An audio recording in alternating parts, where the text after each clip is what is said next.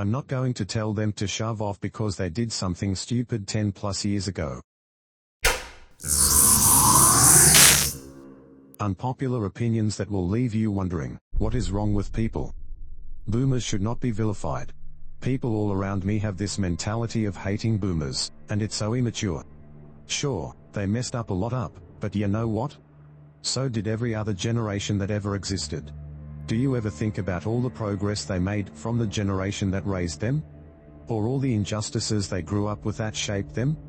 My point is not to say that there aren't very real problems facing my generation. Some of which started during the boomer era, some before, and some they actually eradicated. I'm just saying give them some grace. Give them the grace you would want future generations to give us for all the messed up things our generation is doing every day. Millennials are doing a lot of good in the world. It would suck if we fostered a culture that only remembers the damage. People who say eating healthy is impossible when poor are addicted to sugar. Lentils, soups, vegetables, oats, and rice are all healthy carbs and proteins, and they're extremely cheap. Sure, they don't have sugar like Pop-Tarts or frosted cereals or anything in a box, but that doesn't mean they're not healthy. I feel like people who say this will think eating cheap is buying 40 ramen noodles a week or McDonald's. Where are the veggies?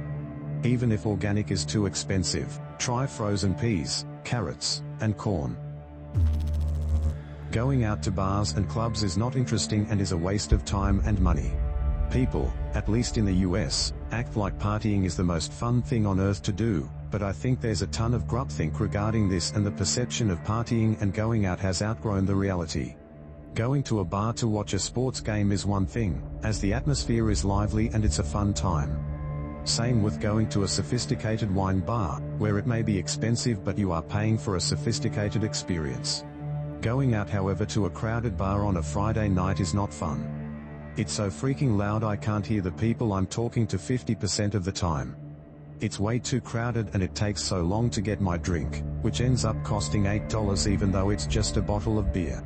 There's so much peer pressure to drink more even if you don't want to, and people buy you shots just to deal with their own insecurity of how bored they are and how they feel awkward being unable to make conversation. And don't get me started on clubs. Clubbing is the biggest waste of time. You stand in line for upwards of an hour, often in the cold or the sweltering heat. The jerk bouncer intentionally doesn't let you in for a while just so the place seems cool and exclusive. You pay $40 cover basically just to get treated like dirt like this.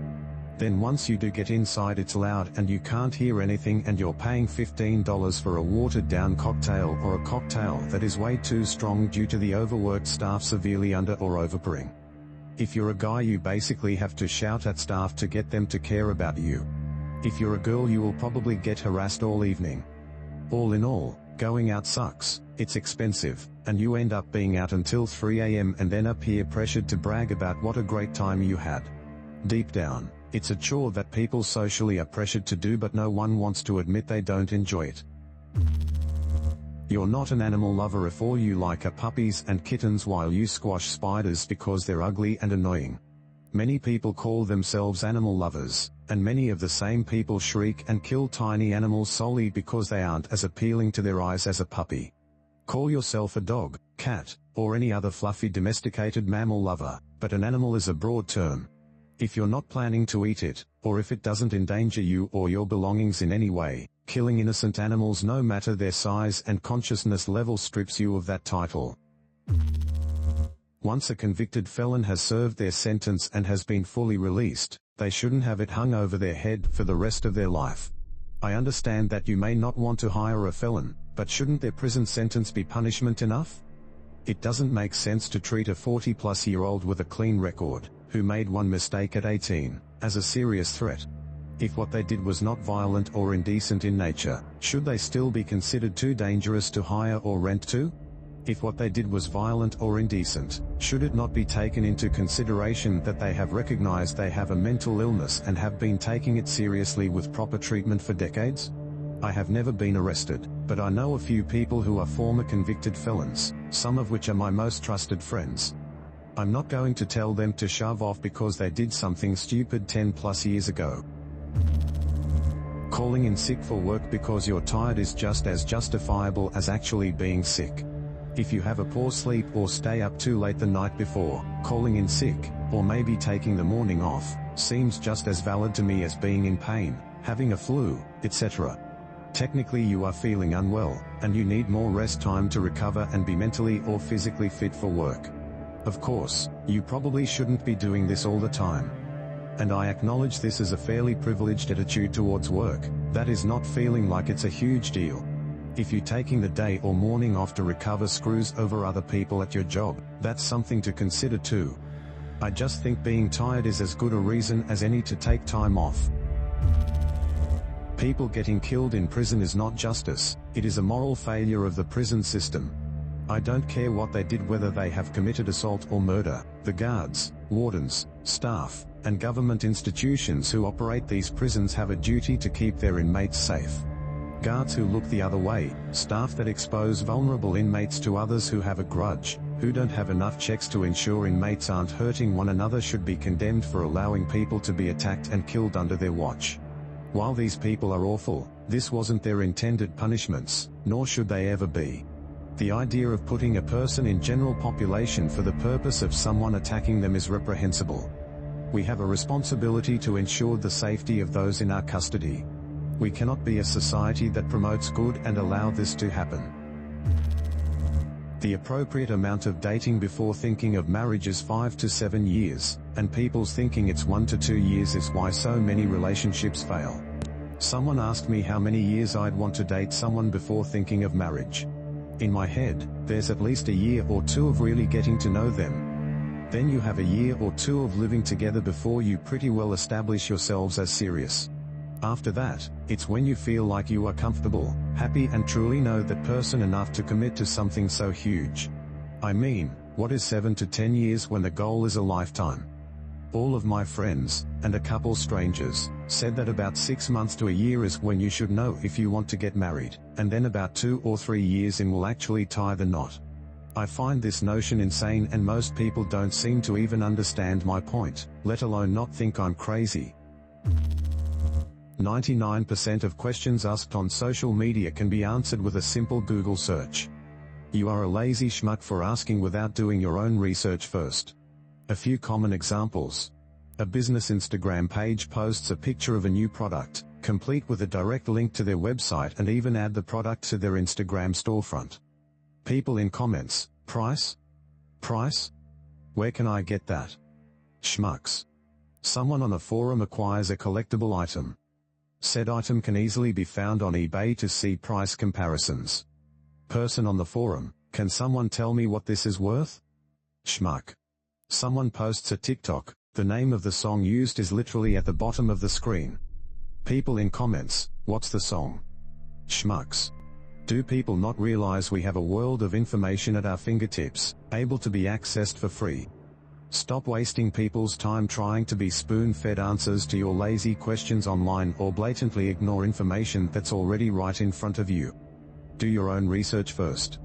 Unless you're absolutely in a pickle and a very unique circumstance arises, chances are the answer you're looking for is one Google search away. Internet stupidity is real. Self-service checkouts should give you a discount. If I scan my own groceries and weigh my own fruits and vegetables, I think I should get a discount. I'm doing the job of what a supermarket would normally hire a cashier for. Self-service checkouts were initially shown as a more convenient way of paying and leaving, which they're not, but now the more we've seen, and with increasing numbers of self-service checkouts and less store assistance, it's pretty clear that they exist to lower ongoing costs for supermarket chains. Cooking is not actually difficult. I just can't fathom eating out almost every single day or every other day. Restaurants' food doesn't even taste that great. On the other hand, home-cooked meals are so much better. Spices for meat are relatively cheap and making seasoned rice is also very cheap and easy. In my opinion, cooking is an easy skill to pick up. At first, if you don't know how to cook, it can be challenging and with a lot of failures but very rewarding when you master it. I make food for myself and my girlfriend and we always enjoy it. Leftovers are even better. Plus it keeps you active and can be relaxing, Instead of just going to a restaurant to sit and wait for a mediocre meal that costs close to $40 for 2 people. You go home and you're not even full. Don't get me wrong, every once in a while we like outside food, but I just can't understand people who live off restaurant food and don't know how to cook simple meals. In my opinion, cooking is an art. People who have studied psychology are hard to talk to. I personally know a therapist and 2 people who study psychology, and I find all 3 of them hard to have a conversation with. They all do things like smile too much and make drilling eye contact. To me it feels like they are too engaged in the conversation to the point of it being awkward. Their big smiling faces and constant nodding at everything you say feels condescending to say the least, like I'm a toddler who is speaking my first words. Please, people who do this, just relax in a conversation. Burgers are actually healthy if you think about it. A burger consists of meat, vegetables, cheese, and bread. The patty is your protein. Also, you can choose lean beef, which is even more healthy. The vegetables on it are whatever you choose, whether it be lettuce, pickles, onions, etc. Of course, you have your tomatoes too, which is healthy as well. Lastly, you have the bun, which is carbs. It's a good portion size also. Astrology is dangerous. The belief in astrology is one of the most harmful attitudes in the world. It opens the door to absurd and unreasonable thinking, and skepticism towards science. Thus, it paves the way for far more dangerous ways of thinking than esotericism. And for some reason, it is prevalent in my age group, mid-20s. Somebody replied, "Bro, we're already there and have always been there."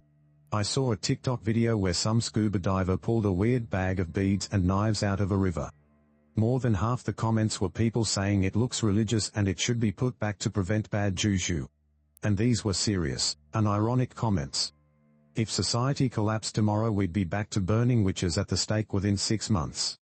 We're not nearly as evolved as we think we are. I hope you enjoyed the video. I hope you didn't get too enraged by these opinions. Do you have any unpopular opinions of your own? Any thoughts on these ones? Let us know in the comments below. And be sure to subscribe to be your own person, not dictated by your star sign.